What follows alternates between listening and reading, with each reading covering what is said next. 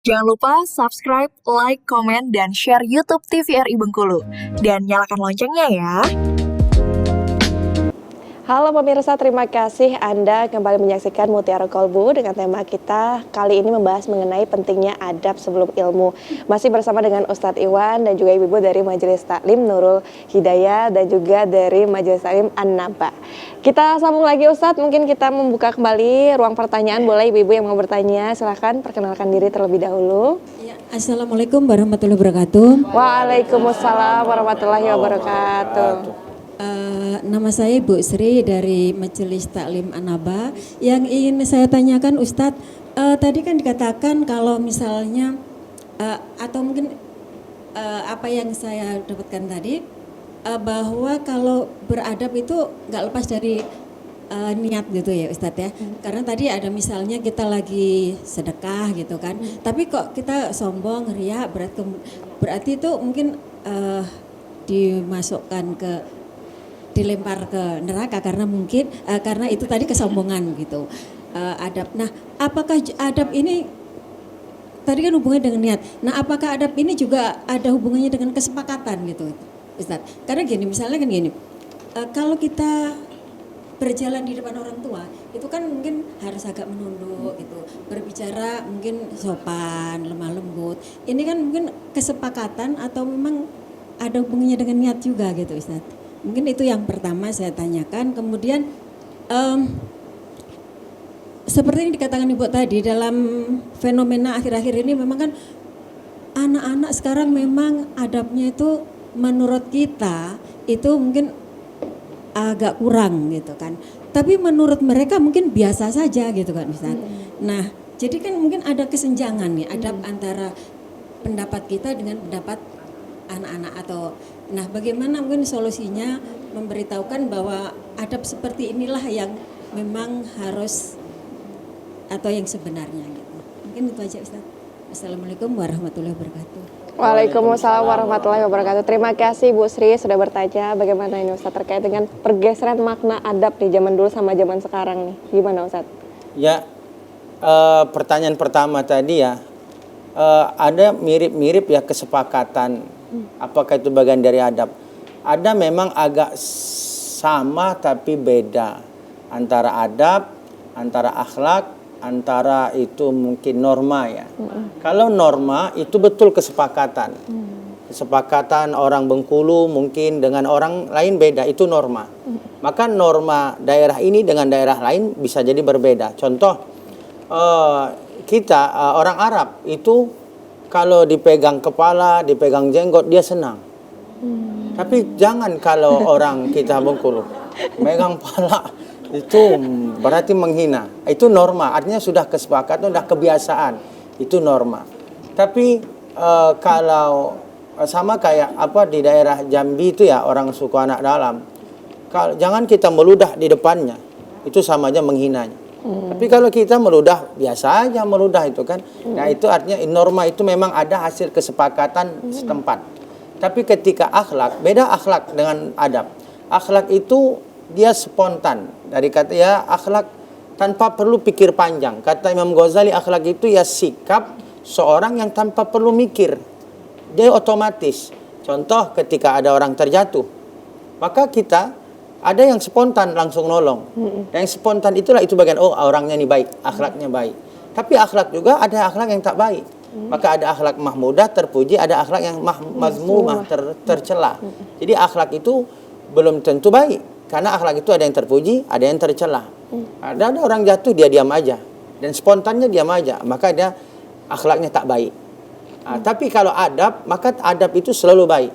Maka adab itu konotasinya dia dapat itu dari proses belajar, bukan spontan. Jadi adab itu ada proses pembelajaran di situ. Maka orang yang sholat dia terus harus belajar adabnya sholat itu bagaimana kepada Allah. Maka niat, kemudian dia harus tawadu, dia harus tawakal, itulah adab yang harus dia pelajari sebelum dapat ilmu sholat.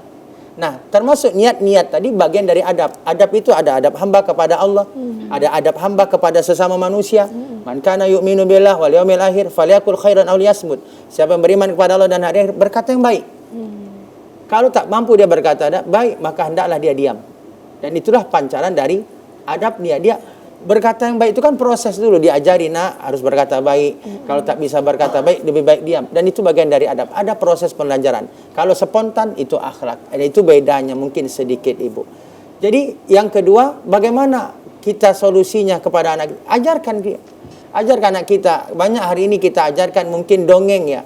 Orang-orang tua dulu itu ketika mengajarkan anak itu kan banyak dengan cerita-cerita baik.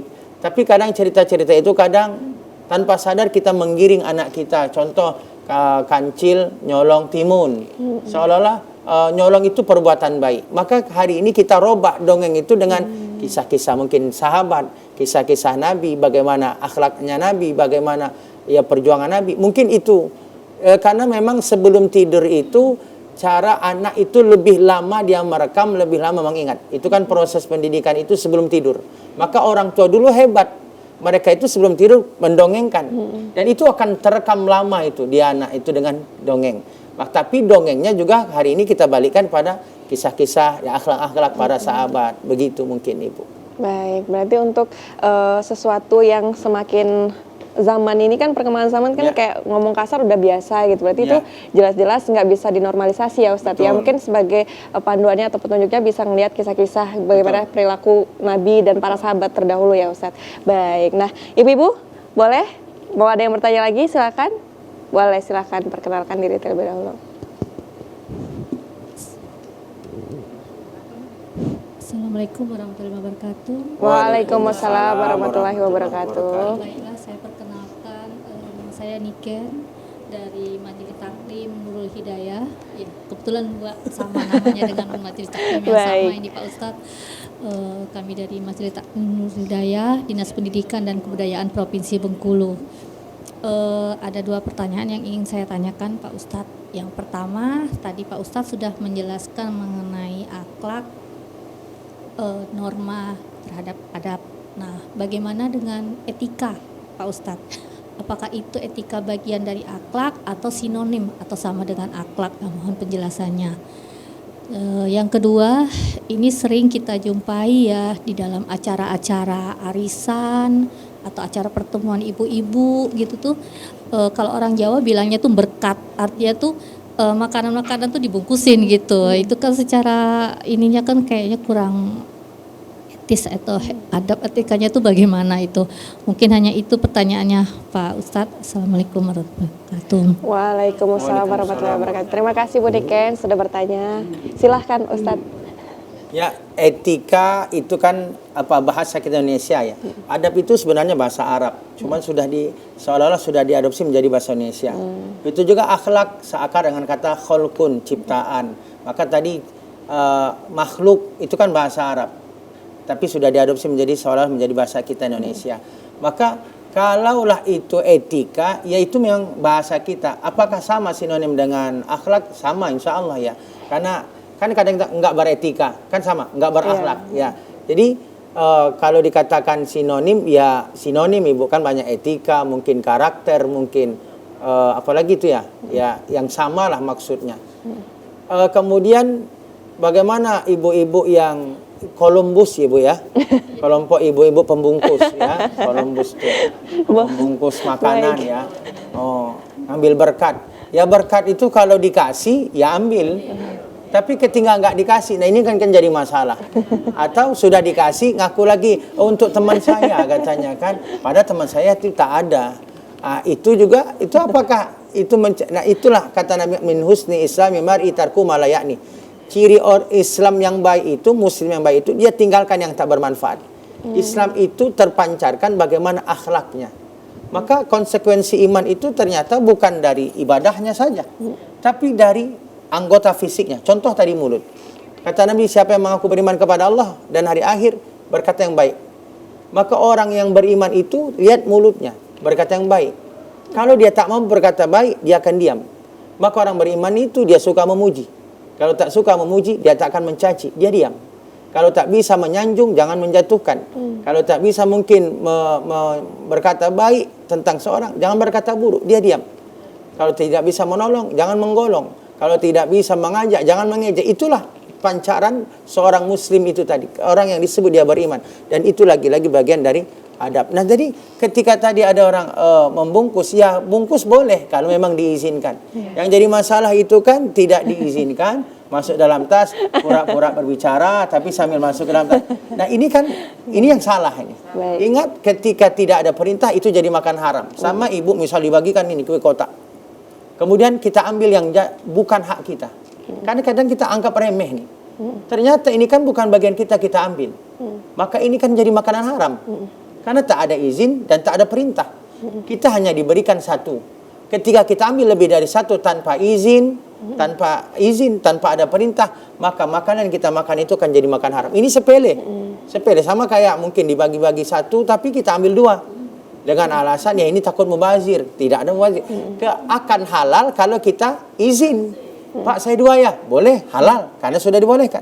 Tapi kita ambil tanpa izin, di sini yang kita khawatirkan jadi makanan haram. Kenapa? Karena tak izin dan tak ada perintah. Jadi itulah bagian dari adab ya. Ya mungkin hal sepele ya. Bagaimana mungkin berkata, bagaimana mungkin mengambil makanan. Ya berkat itu ketika diberikan. Begitu. Baik, terima kasih Ustadz. Kesannya sepele ya Bu ya, tapi ternyata penting banget. Baik, nanti kita sambung lagi Ustadz, tapi kita harus jeda dulu ya. Pemirsa jangan kemana-mana, tetap bersama kami dalam Mutiara Kolbu.